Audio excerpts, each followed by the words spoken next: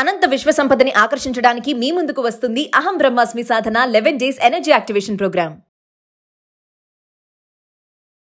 Hi viewers, India's largest digital media network Suman టీవీకి స్వాగతం. ప్రస్తుతం మనతో ఉన్నారు motivational speaker and language trainer Vijaya బంగారు.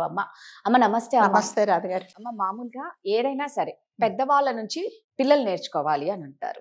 ముఖ్యంగా మనం ఇప్పుడు మాట్లాడుకునేది మాత్రం ఒక 60+ 70 ఇయర్స్ వాళ్ళ గురించి మాట్లాడుతున్నాం. ఎందుకంటే అంటే ఇప్పుడున్న ఈ జనరేషన్లో ఉన్న ఈ చిన్న ఏజ్ వాళ్ళకు ఉన్నంత బ్రాడ్ మైండ్ కానీ ఒక అండర్స్టాండింగ్ కానీ ఆ ఏజ్ వాళ్ళకు ఉండటం లేదు. వాళ్ళకే ఆవేశం ఎక్కువ అయిపోతుంది. వాళ్ళకు అర్థం చేసుకునే కెపాసిటీ చాలా తక్కువ అయిపోయింది.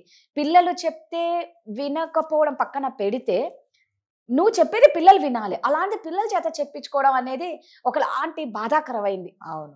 ఎందుకు ఇలా అమ్మా?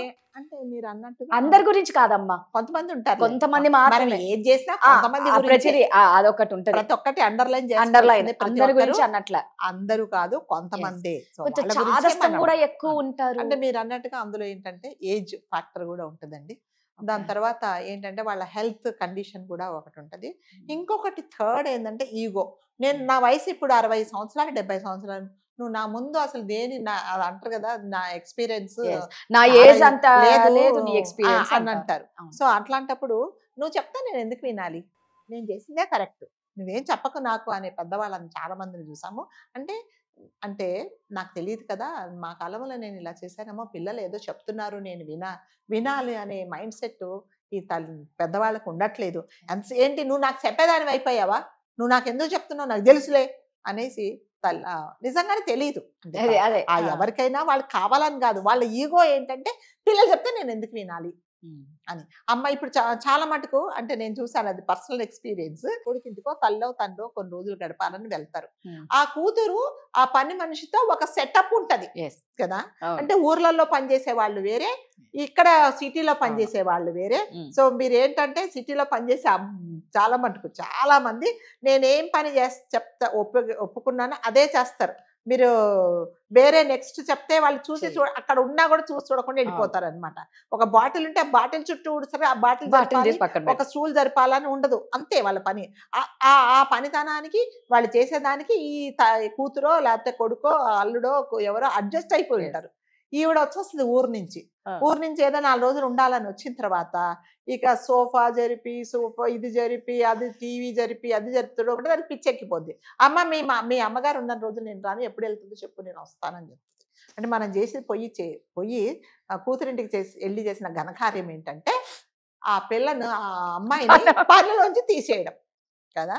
అప్పుడు ఏంటంటే నాకెందుకు, నేను 4 రోజులు ఉంటా వెళ్ళిపోతా, ఏమన్నా చేసుకొని నీకు ఓపిక ఉంటే నువ్వు సర్దు, లేకపోతే ఊరుకో.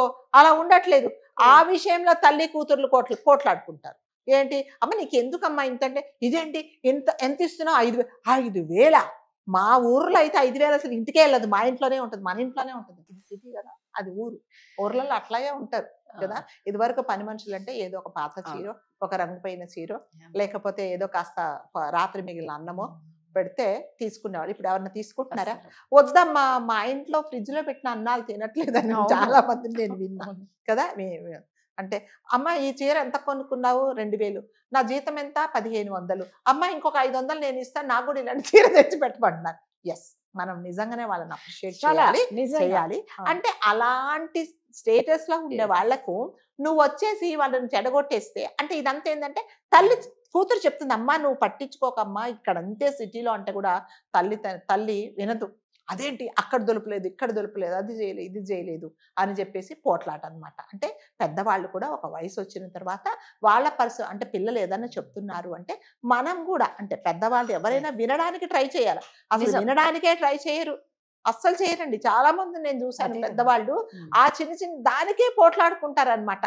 నువ్వు వస్తే చాలు, నాకు ఇదే డిస్టర్బెన్స్ ఇంట్లో, నువ్వు రాకుంటే అంటే తల్లి కొన్నిసార్లు ఏంటంటే చెప్పకుండా వెళ్ళిపోయే పరిస్థితి కూడా వచ్చిందనమాట ఇంట్లో నుంచి. ఎందుకు వచ్చిన బాధ, నువ్వు వెళ్ళిపోతావు అమ్మా, ఎప్పుడు వెళ్ళిపోతావు చెప్పు, టికెట్ బుక్ చేయాలని చెప్పి అనమాట. కాబట్టి పెద్దవాళ్ళు ఎవరైనా సరే చిన్నపిల్లలు చెప్తున్నారంటే అంటే మన వయసులో ఆ వయసులో ఉన్నప్పుడు ఆ పరిస్థితులు వేరే, ఆ కాలం మనుషులు వేరే. వాళ్ళు ఏంటంటే అంటే ఆ పరిస్థితులకు అనుకూలంగా వాళ్ళు పనిచేశారు. ఇక్కడికి వచ్చిన తర్వాత వీళ్ళు మీకులాగా మీ దగ్గర ఉన్నప్పుడు, మీ వయసులో ఉన్నప్పుడు ఉన్నలాగా చేయమంటే ఇక్కడ చేయరు.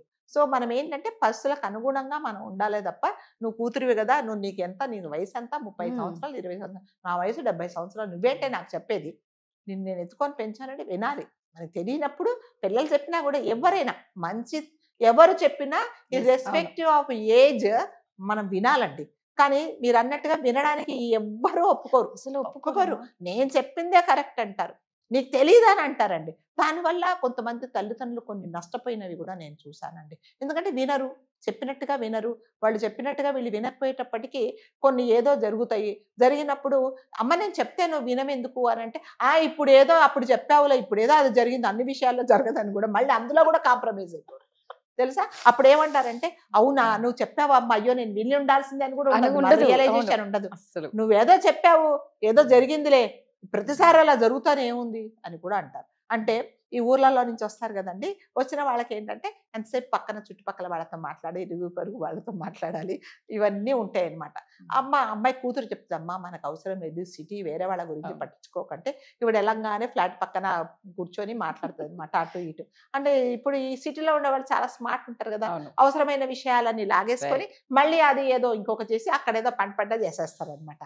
అందుకని పెద్దవాళ్ళు కూడా పిల్లలు చెప్తున్నారు అంటే మనం కూడా అర్థం చేసుకోవాలి. ఒక ఇంటికి కూతురింటికి వచ్చినప్పుడు ఆ కూతురింటో ఎలాంటి అట్మాస్ఫియర్ ఉందో, ఎలాంటి పరిస్థితులు ఉందో అందులోనే మనం అడ్జస్ట్ అయిపోవాలంట. కానీ నేను చెప్పినట్టుగా నువ్వు వినాలి, నువ్వు మారాలంటే ఇవాళ ఉంటావను, ప్రతిసారి నువ్వు ఇక్కడ ఉండేదాన్ని కదా, నువ్వు వెళ్ళిపోతావు. ఇప్పుడు అంటే డిస్టర్బ్ అయ్యేది ఎవరు? కూతురు ఫ్యామిలీనే. కాబట్టి అలా ఎవరు చేయకండి పెద్దవాళ్ళు. మరి ముఖ్యంగా కొంచెం పిల్లలు చెప్పింది కూడా వినండి, వాళ్ళు ఎందుకు చెప్తున్నారు అర్థం చేసుకోండి. పిల్లలు చెప్పింది పెద్దవాళ్ళు విన్నంత మాత్రాన మన పెద్దరికం పోయేది ఏమీ లేదు. మనం ఇంకొక విషయం నేర్చుకుందాం అనుకొని ఉండండి. అంతేగాని ప్రతి చిన్నదానికి నువ్వు చెప్తే నేను వినాలా, నీ ఏజ్ ఏంటి, నీ గేజ్ ఏంటి అంటే ఇలాగే ఉంటాయి అనమాట, అనవసరమైన డిస్టర్బెన్స్లు. అప్పుడు అల్లుడు ఏమంటారంటే, వచ్చిన 2 రోజులు బాగుంటారమ్మా నువ్వు మీ అమ్మ, తర్వాత నుంచి ఇక యుద్ధాలు మొదలైపోతాయి అనే స్థితికి అల్లుడు గారు వస్తారు. మనం అలాంటి పరిస్థితి తెచ్చుకోవచ్చు. ఎంత అంటే అంతే, చెప్తే విను, కళ్ళతో చూడు, నీకు ఓపిక ఉంటే చెయ్యి, లేకపోతే వదిలేసి అంతే. సూపర్ అమ్మా, కరెక్ట్ చెప్పారు.